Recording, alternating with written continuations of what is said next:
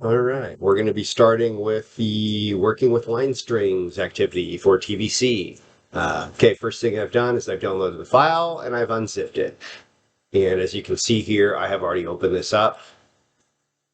And I have right-clicked and I've saved, and I've added my own name to it. That way I have, for sure, my own file that I can start doing the editing on. So once we have done that, let's go ahead and get started. So, first things first, we are back in our plan view here.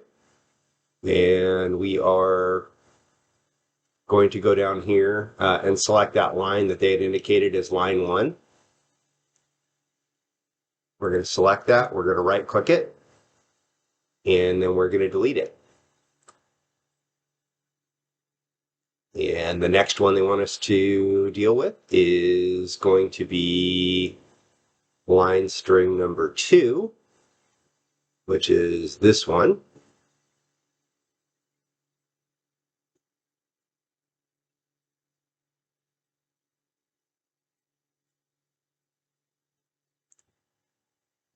So we are going to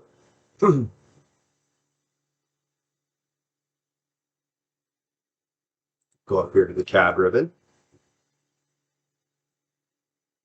And then you can see here we have this delete line segment. I'm going to click on that guy. Oops, I got to make sure I'm logged in here. Just a second.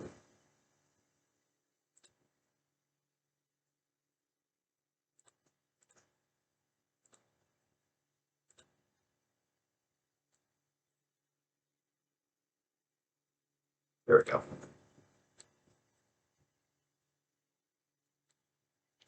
Got to make sure you're on the license pool if you're, in my case. Okay, back here to the CAD. We're going to delete that segment.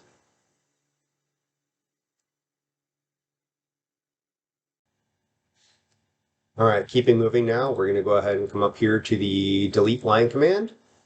And we're going to select the line that we want. And then you'll notice it kind of lets us query between these two. So the one that they want us to delete here is on the right-hand side. So we're going to hover over that and then right-click. Sorry. Left-click. And then that's going to delete that line segment. And then we're good.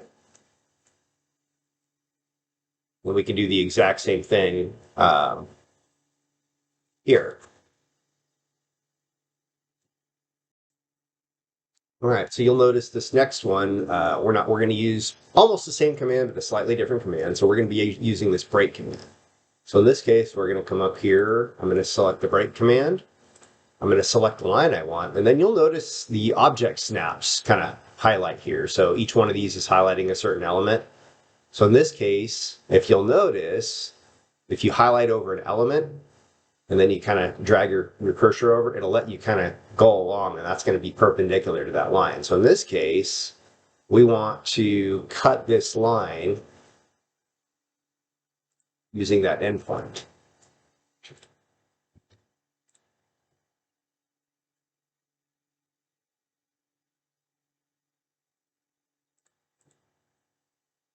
So now we've broken that line into 2 pieces. So we basically created a node right here that was parallel with those other 2 nodes.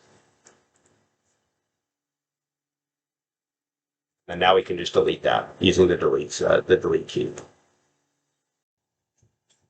All right, next thing we're going to do is work on the create line strings command. First thing they want us to check, though, is kind of how some of our view settings work. So we're going to come up here to the project settings button. And we're going to the view, and then we are going to go down to display options. And then you can see kind of we have some different settings in here. So depending on how we want this to look, we've got line markers, segment to endpoints. So we can kind of toggle these on or off if we want to see certain key points. So line markings are show. Large deflections, vertical points of intersection. That makes me say the segment endpoints would be the one I would click show on, then just click OK, and that should be it. Okay, next piece of this is we're actually going to come down here and start the line string. So we're going to come up here and click the line string tab, and we'll have typed in this back of curve right here. That all looks okay. I'm going to come down here and click OK, and now I can go ahead and start either entering. You could either type in a coordinate here. In this case, we're going to use the snap. So we're going to snap to that line. So as you can see, I've zoomed in. I've clicked on that. And it's going to ask me to key in an elevation. So in this case, they've got a call out here. So they want us to type in 178.40. Click Save. So I've got my first point of the line string. Next step is to continue to add to that. So that next piece of the line string is this node right here, or this point right here. I'm going to go ahead and click that guy. So now it's got the coordinate, and we need to hand key in the elevation again, 178.00. Save. And the next one, we want to do a perpendicular line to the right.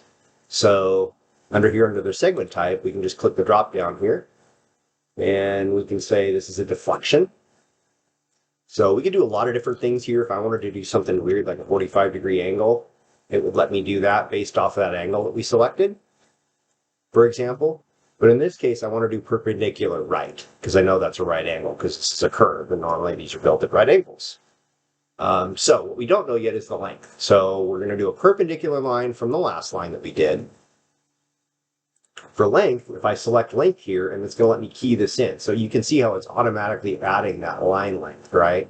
No matter where I go, it's going based off the length. So to get the length, we could select on either one of these nodes to be able to get that appropriate length. So in this case, I'm just going to click right here. So now you can see it's keyed in that elevation. And they didn't give me any other elevation here. So in this case, I'm just going to leave it blank because I don't know it. So I'm going to click Save now. And now we've created that next segment of the line string. So you can see the whole line string is created yellow, but the last line segment that you did is created red. So the next piece here is to continue with the curve. So to be able to do the curve, now this next thing, instead of a deflection, now we're going to do best fit arc. So I just selected that. So in the coordinate, we're going to do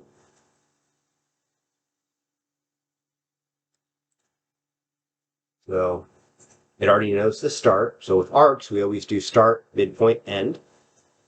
Unless you're doing AutoCAD. Sometimes in AutoCAD you can start, end, and then midpoint. But in this case, this is going to be start, midpoint, end. So I'm going to select the midpoint. And in this case, we do know the elevation because they gave us a call out. So we'll type in 177.54, enter. And then we'll do the last point here. And here we don't have that. So what we're going to do is click Save.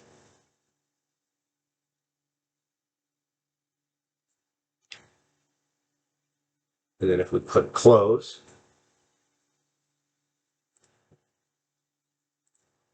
now our line string is saved.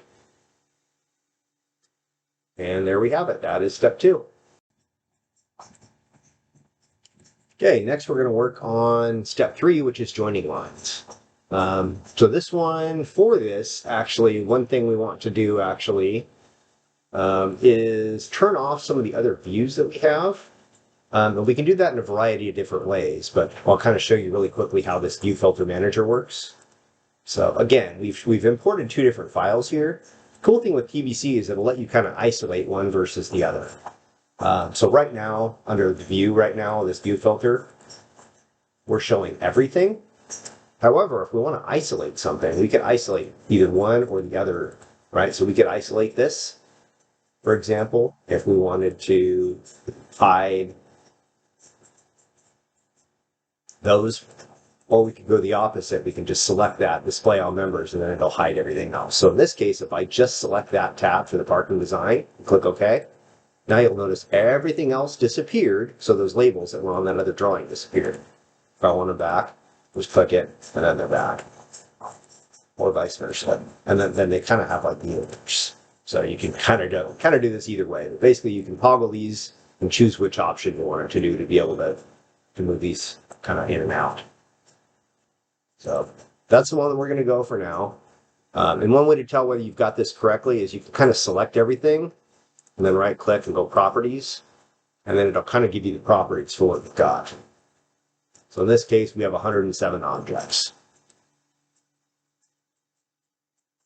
And I believe we're supposed to have around 103, although in this case, we've added some additional elements, so that's okay.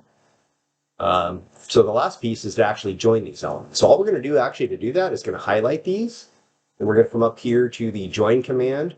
Again, we're in the CAD tab. Over here to this join command, I'm going to just click this.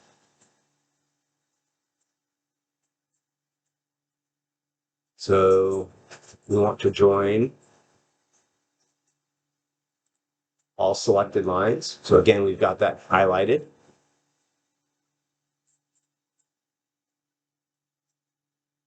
And then I'm going to click join. And then now what it's done is it's actually joined all these different elements. So if I click any one of these individual lines, look, now that outer one is all selected. This inner one is all selected. This one is all selected. So what we've done again is we take a bunch of discrete elements and we've joined them. Because remember, if I undo that, now each one of these appears independent. So that is what that join command will do for us. Again, highlight all, join. Just that simple. All right, next we're moving on to step 4, so adding elevations to line strings. So first things first, right now we have some line strings, one of which we added and we elevated.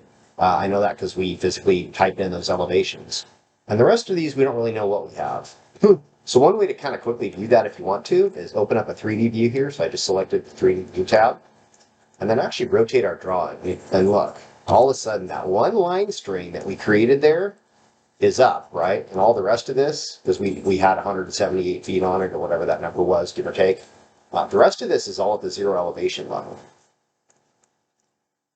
You can tell that by right-clicking on one of these. So all of these would just have 0 elevation. So if we select and right, and then go properties, you look elevations all 0. Whereas that one line string that we selected has a bunch of different geometry. So it's saying minimum elevation and maximum elevation. So how do we make these stand out so that we actually know what we've selected and what we have? Well, one cool thing is view filter min. So Trimble Business Center has this kind of really cool way, I think, of displaying different things. So coming over here, remember anything we're doing with view, whether we're going to toggle things on or off, whether we want to toggle, like, remember we did the entire drawing, for example, we can toggle off.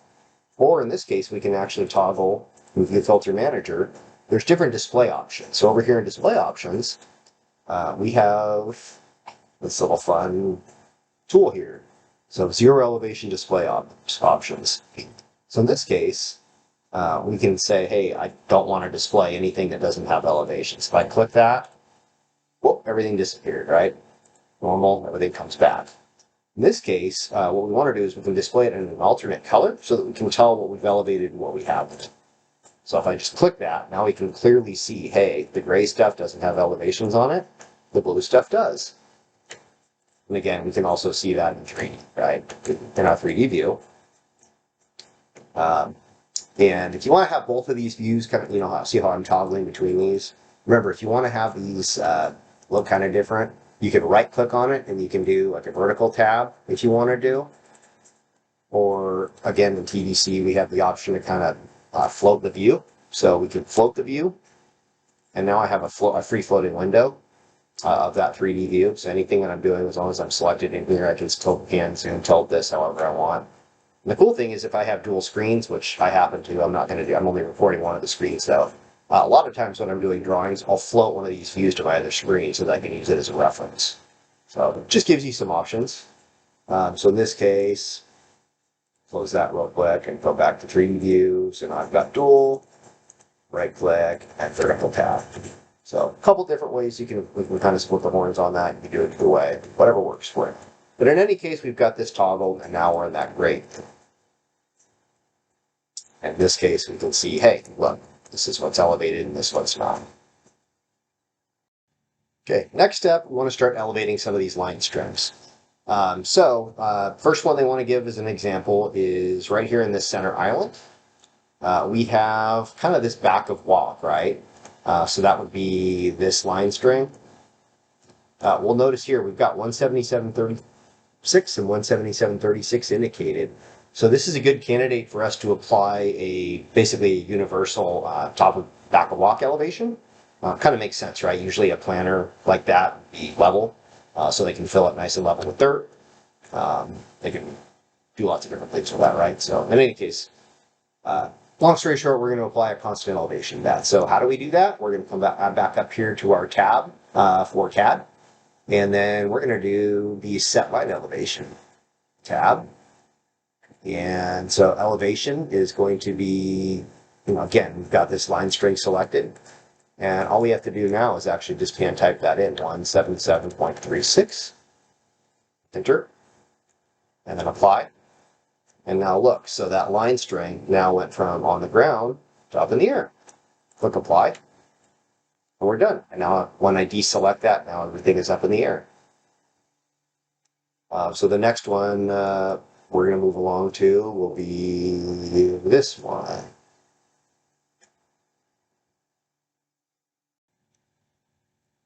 All right, just realized I was in the wrong spot. Okay, let's head back on down over to the right spot on this app. Okay, so now we're going to look at this line string here. So be able to do an edit here. I've selected that. And now I'm just going to come in here and I'm going to right click and then I'm going to go to edit. And you'll notice we have a couple of different options here. We have a vertical option and a horizontal option.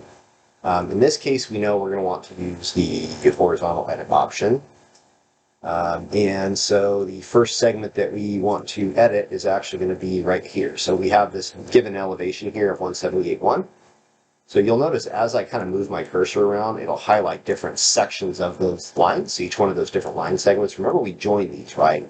They're still kind of independent as far as TBC is concerned, because we can apply different things to them, factors, we can apply horizontal vertical curves, etc. In this case, we want this first line segment. I'm going to click it. It highlights red. And then we want to go ahead and enter an elevation here. We have a known one of 178.10. Save. And now we kind of work along this. So now we're going to select this next line string, working backwards. We have a known elevation here, 177.58. Save. I'll work our next way back along this line string. Look at that one. Come back in here to the node, 177.20. Save.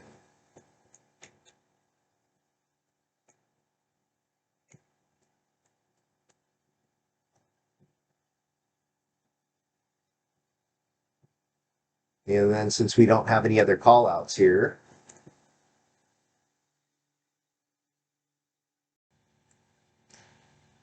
okay, and the last piece of this, it's actually kind of funny on their walkthrough. It says step 4, but if you look at it, there was a step 4 before. So this is actually step 5.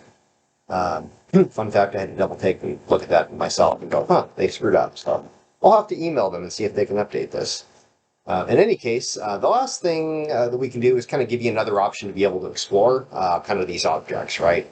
So we have another way of doing that, which is to come back to the Home tab. So first things first, right now I've still got that line segment that we elevated selected. I just want to click off of that to not be selecting that item. Come over here to the Home tab, and then we can come over here and we can explore an object. So now what we can do with this is we can select any of these line strings. Then we can kind of take a peek at what they look like. So peeking at this one, right? So it's only giving me, see this D distance? So that's saying, hey, that's the start of the line string, and as I come along this line string, it's giving me that horizontal distance along. So if I click anywhere, it's saying, hey, that's that horizontal distance along, and look, there's clearly no elevation here, right? So it's null. Versus, let's say I escape off of that one and I select that one that I know we elevated.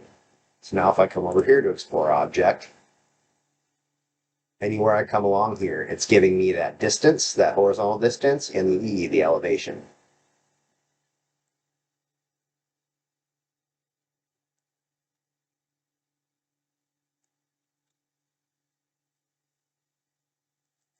And that's pretty much the end of the exercise. There is one kind of box that doesn't make a whole lot of sense. I'm not sure what they're trying to get out of due to there. The idea being that, like, let's say you have, let's say you had two line strings here that were elevated and the other ones weren't. Just as an example, you could have it interpolate those 2 points to kind of force it that way by saying extend vertical. And that's really all they're trying to get out there. So that is the end of the exercise. You'll save that, send that back to me, and that is the end of the assignment.